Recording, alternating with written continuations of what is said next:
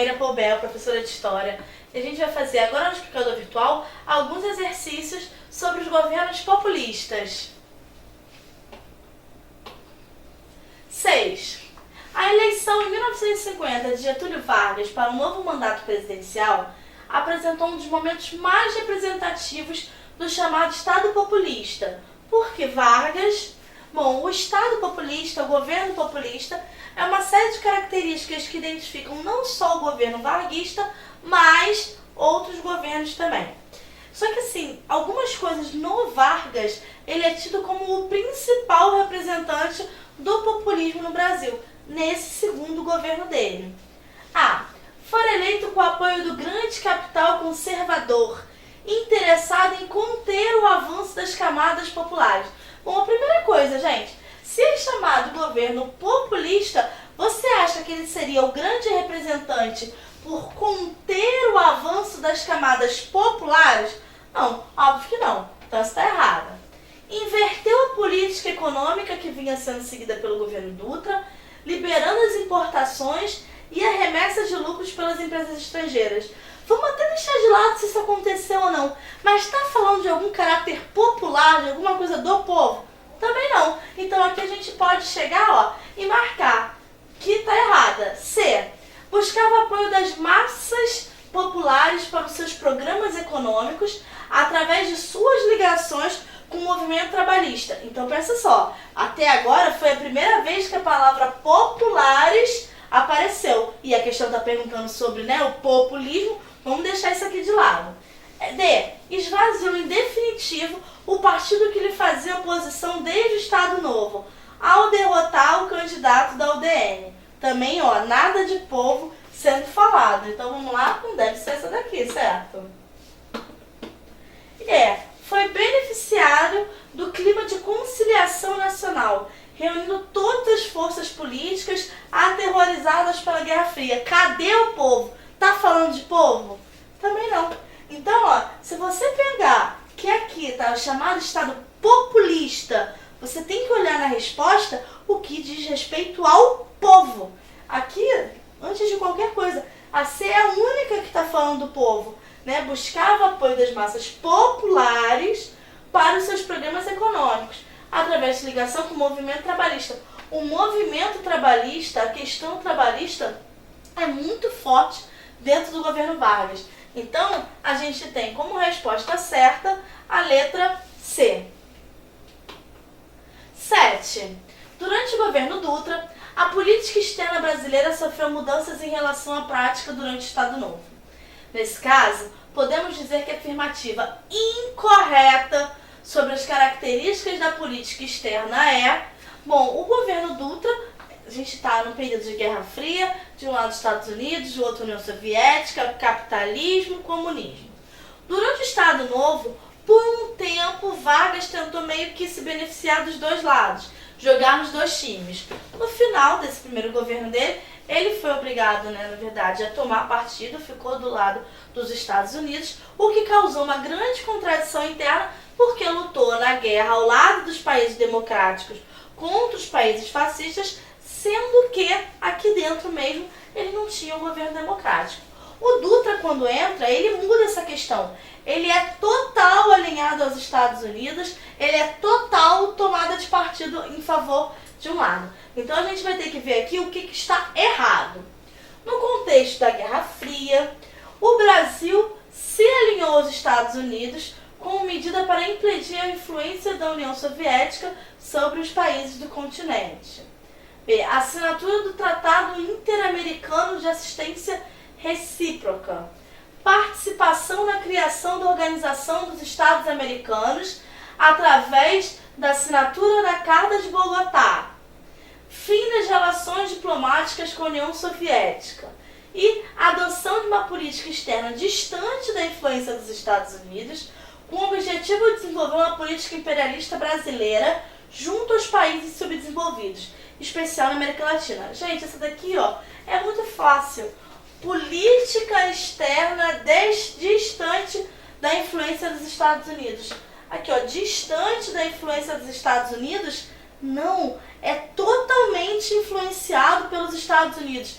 totalmente influenciado e alinhado. Então, como resposta certa, que no caso é afirmativa incorreta, a gente tem a letra E.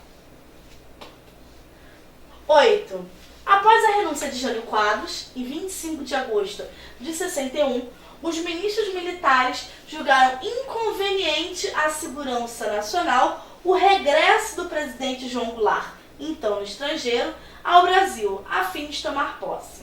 Temendo a deflagração de uma guerra civil ou golpe militar, o Congresso contornou a crise, aprovando um ato adicional à Constituição de 1946, para limitar os poderes do novo presidente. Por esse ato adicional, o que acontece? O Jânio Quadros, ele renuncia.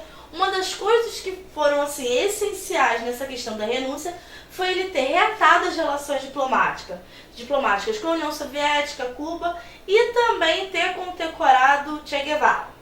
Quando acontece toda essa problemática e Jânio Quadros renuncia, João Goulart está fora do Brasil. E aí tem um movimento para impedir a posse dele. O Brizola começa então a campanha da legalidade, falando que João Goulart tinha sim que assumir, como estava previsto na Constituição. Para poder resolver esse impasse, não ter uma guerra civil, o que fazem? Então ele vai voltar como presidente, mas ele vai ter os poderes limitados. Como que se chega a isso? Ele tem que assinar um termo instaurando o parlamentarismo no Brasil. Foi um período, uma experiência de parlamentarismo aqui no Brasil. Então vamos para as respostas. Letra A, foi instaurado o sistema parlamentarista. Bom, eu nem preciso continuar, né?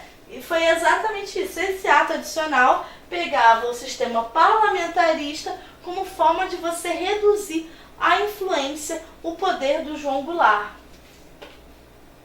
Letra A. 9. A gestão do presidente Eurico Gaspar Dutra foi marcada pela adoção de medidas que visavam a modernização das instituições político-administrativas. Entre estas mudanças, pode ser destacada. Então, Dutra, ele entra e tenta aprovar um conjunto de medidas nas áreas que ele achavam que eram estratégicas, que precisavam de investimento. A aprovação de uma nova Constituição, que, embora seguisse princípios liberais e democráticas, mantinha a proibição do direito ao voto das mulheres. Na verdade, você não mantinha a proibição. B. A aproximação com a União Soviética. Não tinha a aproximação com a União Soviética. Quando você fala do Dutra, está errado. Então, essa está errada. Extinção do corporativismo com a regulamentação das centrais sindicais livres da tutela do Estado. E aí eu volto à questão que, mesmo que isso estivesse certo, está respondendo a questão, ele está falando sobre modernização das instituições político-administrativas. Essa daqui não está falando sobre isso. D. Implementação de um plano de metas, o Plano SALT, que visava atender às necessidades da industrialização e do abastecimento doméstico. Isso está falando, não tá? Mas vamos ler a próxima. Recusa na participação na Organização dos Estados Americanos por considerar um instrumento de consolidação da hegemonia norte-americana na América Latina. Por um lado, nem está falando da questão das instituições políticas administrativas, da modernização, e ainda está falando que não queria os Estados Unidos. Não, está errado.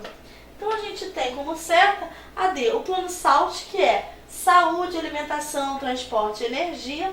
Foi o plano, um plano de metas que ele fez para conseguir atender essas áreas que ele achava ser estratégica. Então a gente tem como resposta certa a letra D.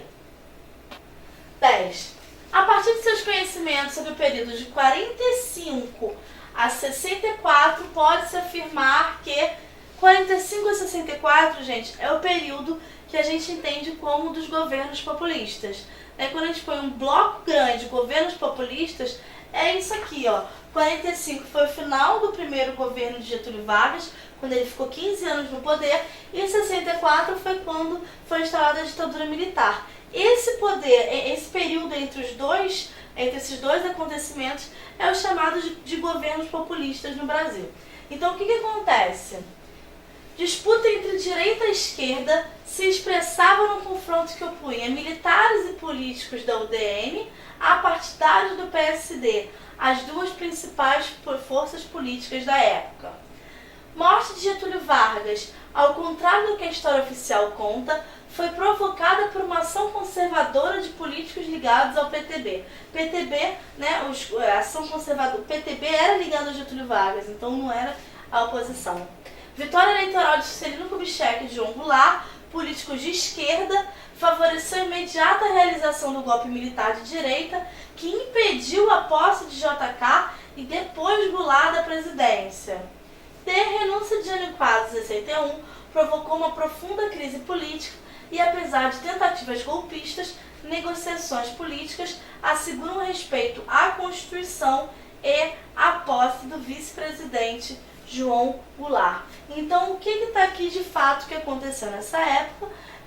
Bom, agora não dá para rever todo esse período, mas é só pensar que foram várias tentativas, né, tinha o Carlos Lacerda com a UDN na oposição, muito forte, por exemplo, Getúlio Vargas, mas nessa questão aqui, o que você vai marcar é a letra D, falando da renúncia de Jânio Quadros e da crise política que foi instaurada, porque não queriam que João Goulart pudesse assumir.